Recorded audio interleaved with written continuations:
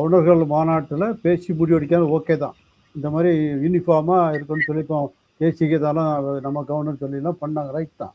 But அதை பேரலாம் இன்னொரு இது இருக்குது. ஒவ்வொரு பார்லிமெண்ட்டுக்கு ஜனாதிபதி இருக்க மாதிரி இங்கே வந்து மாநில சட்டமன்றங்கள் இருக்குது. அப்போ சட்டமன்ற சபாநாயகர்கள் எல்லாத்தையும் கூப்பிட்டு கான்ஃபரன்ஸ் வைங்க.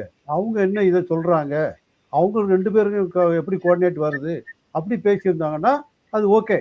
ஏன்னா ஒவ்வொரு சட்டமன்றத்துக்கும் நம்ம வந்து உரிமை கொடுத்துருக்கோம் சட்டப்படி. அவங்க தான் அங்கே உள்ள நடைமுறையை முடிவு பண்ணணுன்ட்டு கொடுத்துருக்கோம்.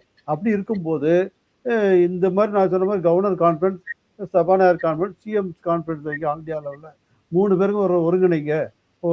எது 3 பேரில் எது பொதுவான கருத்து எட்டப்படுதுன்னு பாருங்கள். அதை வச்சுட்டு நம்ம முடிவெடுக்கலாம். ஏன்னா அப்படி எடுத்தாச்சுன்னா பிரச்சனையே வராது. ஏன்னா ஜனாதிபதிக்கோ கவர்னருக்கோ மரியாதை கொடுக்கணும்னு யாரும் வந்து அதை குறை சொல்லலை, பண்ணலை. பட் இந்த மாதிரி ஒரு பொலிட்டிக்கல் பிரச்சனையை அதை கருதும் போது தான் அது வந்து இந்த மாதிரி மோதல்கள்லாம் வர்றது. அதுவும் மத்தியில் ஒரு கட்சி, சார் சொன்ன மாதிரி காங்கிரஸ் காலத்தையும் இருந்திருக்கு. நம்ம தமிழ்நாட்டிலே சென்னாரெட்டி ஜெயலலிதா முதல்லாம் பார்த்தோம். அப்போ ஆளுங்கட்சி இங்கே மாற்று கட்சியாக இருக்கும்போது இந்த பிரச்சனை வருது. இதை தீர்க்கிறது எப்படி? இது வந்து ஒரு தேசிய அளவில் ஒரு மீட்டிங் போட்டு 3 பேர், முதல் மந்திரிகள், கவர்னர்கள், சபாநாயகர்கள் 1 பை 1 கூட போட்டு ஒரு முடிவு எட்டணும். இல்லாட்டா வந்து இப்போ ஒவ்வொரு தடவையும் ஏதோ ஒரு பிரச்சனை வந்துகிட்டே இருக்கும். ஏன்னா மத்திய அரசுக்கு எல்லாரும் இணக்கமாக இல்லாட்டோன்னா உடனே பிரச்சனை.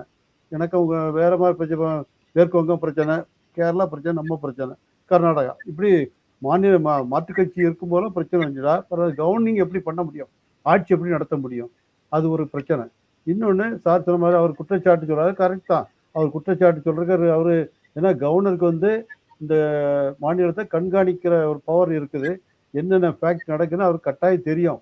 தமிழக அரசுகிட்ட அவர் தகவல் வாங்கலாம். மத்திய அரசுடைய அமைப்புகள் சிபிஐ இருக்குது, ஐபி இருக்குது, இவங்க மூலமாக அவர் தகவல் வாங்கலாம். அதை வந்து நடவடிக்கை எடுக்க கூறி பொது வழியில் சொல்கிறதுக்கு முன்னால் தனிப்பட்ட முறையிலேயே முதலமைச்சருக்கு கடிதமோ எதோ எழுதலாம்.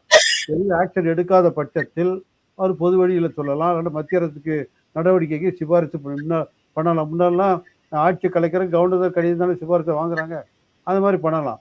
அதை விட்டுட்டு இந்த ஒரு ஆண்டின் தொடக்கத்தில் வரும்போதே ஒரு அரசு என்ன சொல்லுங்க, தன் மீது உள்ள குற்றச்சாட்டுலாம் சொல்லிட்டு இருக்குமா, தன் பக்கத்தில் உள்ள குறைகள்லாம் சொல்லிட்டு இருக்குமா? சொல்லாது. அவங்க நிறைகளை மட்டும்தான் சொல்லுவாங்க. நிறைகளில் பொய் இருக்கலாம், உண்மை இருக்கலாம். அது வந்து கவர்னர் உரைங்கிறது அரசால் எழுதி கொடுக்கப்பட்ட உரைங்கிறது சட்டத்திலையும் இருக்குது, எல்லாத்துக்கும் தெரியும். அது ஆளுநருடைய சொந்த உரை கிடையாதுங்கிறது தெரியும். அப்போ அப்படி இருக்கும்போது அந்த உரையை வாசிச்சங்கிறது தான் இதுவரை நடந்துகிட்டு இருக்கு. அப்படி இருக்கும்போது இந்த கவர்னர் இப்போ தன்னுடைய சொந்த முடிவு கருத்துக்களை தெரிவிக்கணும்னா அதுக்கு ஏற்றபடி இதை மாற்றணும். இந்த முறையே மாற்றணும். முறையை மாற்றுறதுக்கு நம்ம அரசியல் சட்டத்துக்கு திருத்தத்துக்கு தான் போகணும், வேறு வழியே கிடையாது. ஏன்னா சட்டம் வந்து மொழிவழி மாநிலங்கள் பிரித்த பிறகு அந்தந்த மாநிலத்துக்கு இது ஃபுல் பவர் கொடுத்துருக்கு சட்டத்தில். இப்போ 1 இன்ஸ்டன்ஸை தவிர பொதுவாக ஃபுல் பவர் சட்டசபைக்கும் அது முதலமைச்சருக்கு கொடுத்துருக்கு. அப்படி இருக்கும்போது கவர்னர் வந்து இந்த மாதிரி நீங்கள் தேசியக்கு தானே சொல்லிங்க, தேசிய தமிழ் இந்த மொழி வாழ்த்து வந்து நம்ம ஏற்கனவே தெரிஞ்சதான். 1970 தான் கலைஞர் இருக்கும்போது கொண்டு வந்தார், ஜிஓ போட்டார். 1991 தான் சட்டசபையில் அதை பாடுறதுக்கான நடைமுறை கொண்டு வந்தாங்க. அப்போ நடைமுறை புதுசாக தான் வருது, நடைமுறைகள்லாம் ஆதி காலத்தில் வந்த மாதிரிலாம் இல்லை. அப்போ முதல்ல தமிழை வாழ்த்து, கடைசியில் தேசிக்கிறது தான் நம்ம தமிழ்நாட்டில் பொதுவாக அரசு நிகழ்ச்சிகளில் நடந்துகிட்டு இருக்கு. அதே தான் அவங்க ஃபாலோ பண்ணிட்டு இருக்காங்க. இப்போ வந்து அவர் கவர்னர் வந்து அதை முன்கூட்டியே அந்த தேசியத்தை, ஏன்னா ஜனாதிபதி ஒரு நிகழ்ச்சிக்கு வரும்போது முதல்ல வந்தோடனே தேசியத்தை இசைப்பாங்க, அப்புறம் போகும்போது இசைப்பாங்க. அது ஒரு மெத்தட் அப்படி வச்சுருக்காங்க, முறை, புரோட்டோக்கால். அந்த புரோட்டோக்கால் கவர்னருக்கு வேணுங்கிறத இவர் சொல்கிறாரு. இதை வந்து தமிழக அரசுகிட்ட பேசி ஏற்றுக்கிடுமா இதில்? அதை ஒரு ஏன்னா 4 வருஷம் இதே பிரச்சனை நடந்துகிட்டு இருக்கு. இந்த சட்டசபை நடக்கும்போது தான் பேசுகிறாங்க வெளியே, 1 வருஷம் யாரும் பேசுகிறாரு அதை பற்றி. இப்போ இன்றைக்கி பாருங்கள், நேற்று நடந்து அது 2 நாள் விவாதத்தோடு முடிஞ்சு போகுது. அப்புறம் அடுத்த கதையை பார்க்க போயிடுறாங்க. அதனால் அதை வந்து ஒரு கான்ஸ்டியூஷன் லெவலில் பேசி முடிக்கணும். டெல்லியிலையும் உட்காந்து பேசிக்கணும், நான் பொலிட்டிக்கலாக இல்லாமல் பேசி முடிக்கணும். அது ஒன்று. குற்றச்சாட்டுகளை பற்றி அது நம்ம தனியாக, ஏன்னா அவர் சிலதில் உண்மை இருக்கலாம், சிலதில் இப்போ மிகைப்படுத்திருக்கலாம். அது வந்து அரசியல் ரீதியாக விவாதிக்கணும். அது எதிர்கட்சிகளுடைய பணி. அது அவங்க ஃபெயிலியர் ஆகும்போது தான் கவர்னர் வர வேண்டிய நிலைமை தமிழ்நாட்டில் இருக்குதுன்னு நினைக்கிறேன்.